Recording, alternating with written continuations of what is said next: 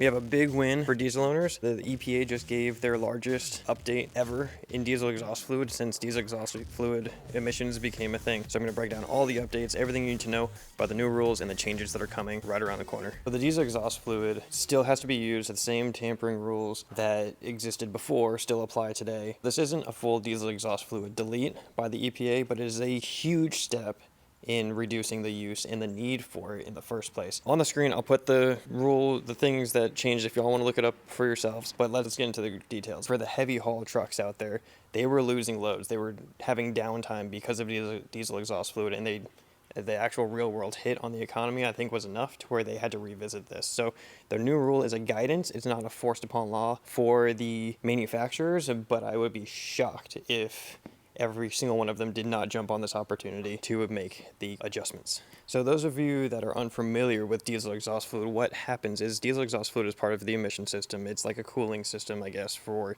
the exhaust. I'm not an engineer. I don't know exactly how it works, but basically when you run low on the exhaust fluid, your truck essentially goes into limp mode, and depending on your manufacturer, that'll either make you go like 5 miles an hour to 25 miles an hour. Doesn't matter if you're in an emergency, doesn't matter what's going on. It does give you a warning, like you have 500 miles to add more exhaust fluid. And on this truck specifically, you got to do it like every 4 or 5 tanks of gas, diesel. Depends on what, how much you're driving, if you're towing heavy loads.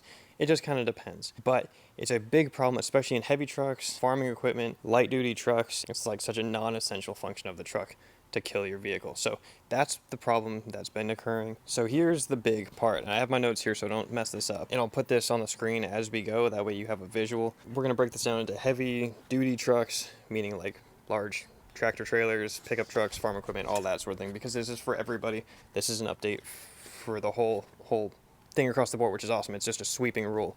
So for heavy duty trucks, tractor trailer, heavy haul trucks, we're going to have stages for everything. Each category of vehicle is going to have a stage breakdown of like when limp mode actually starts. And if you pay attention to this, you're going to realize how big of a deal this is. So for tractor trailers, once you're out of diesel exhaust fluid, you have another 650 miles to go before you have a 15% power loss instead of like a 95% power loss. And then you have another 4,200 miles, and then you'll lose 30% power. And then you have another 8,400 miles before you hit 25 miles per hour final limit. So you basically can almost go, you can go more than, was that 10, 12? You can go 12,000 miles before your truck actually shuts down. So if you can't get diesel exhaust fluid in 12,000 miles, that's a whole different problem you got to figure out. Same thing with RVs. Actually, they have a whole different thing. They have an extra 3,000 miles after they run out of diesel exhaust fluid, or this also includes if you have a sensor failure. Big deal. So yeah, so 3,000 miles after you run out for a 10%, and then you have another 10,500 miles before you hit a 50 mile an hour limit. Not even, it's almost like it doesn't exist. You can get anywhere at 50 miles an hour. Okay, this is the one everybody wants to know about. So light duty pickups and a light duty, so Duramaxes, 1500s, most pickup trucks. You have 4,200 miles beyond running out of diesel exhaust fluid or having a sensor failure. You have 4,200 miles to go. Huge, right? Or 4,200 miles or 80 hours of driving. So then it takes you to a 45 mile an hour speed limit instead of like the brutal limp mode. Depending on your manufacturer, it varies. And then let's go ahead and give the farm equipment, because I know there's probably a few people on here. Stage one, it's by hours. It's not miles, obviously. So you have 36 hours before you lose 25%. And then you have 100 hours before you can't restart it, or you have to continue to idle, or you lose 50%.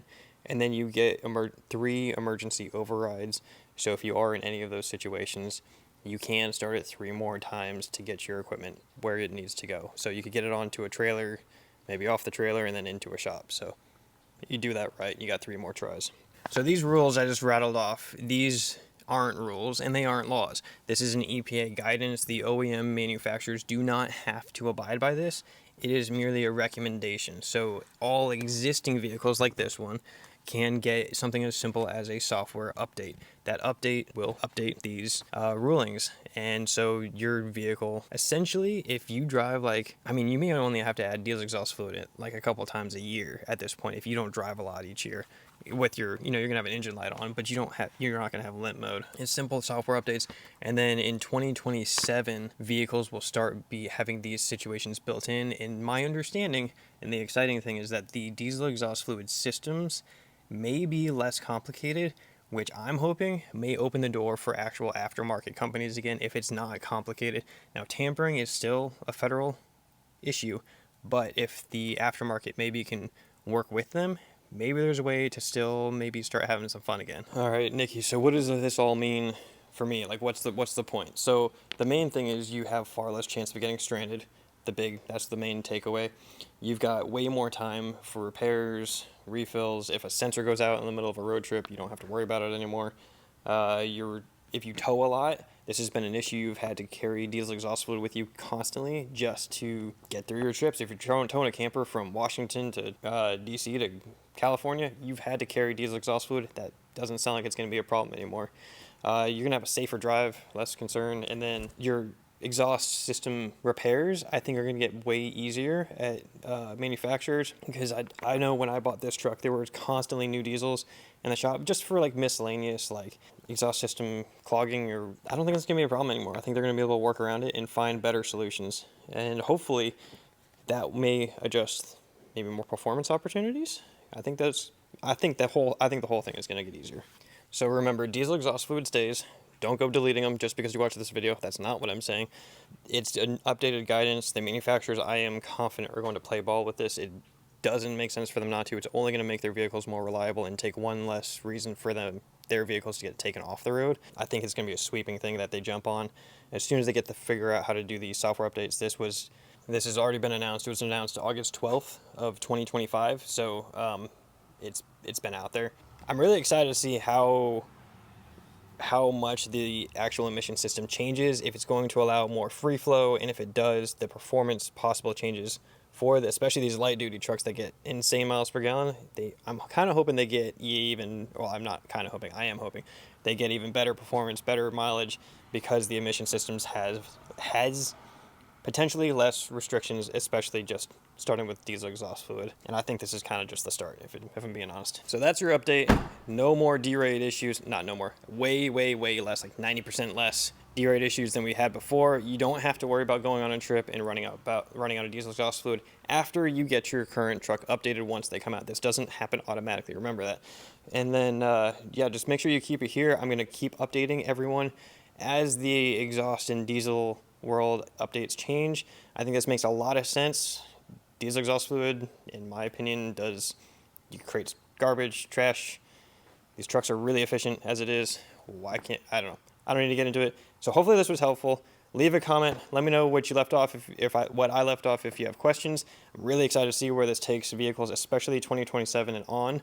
And make sure you keep it here, because I'm going to keep you updated as things continue to change.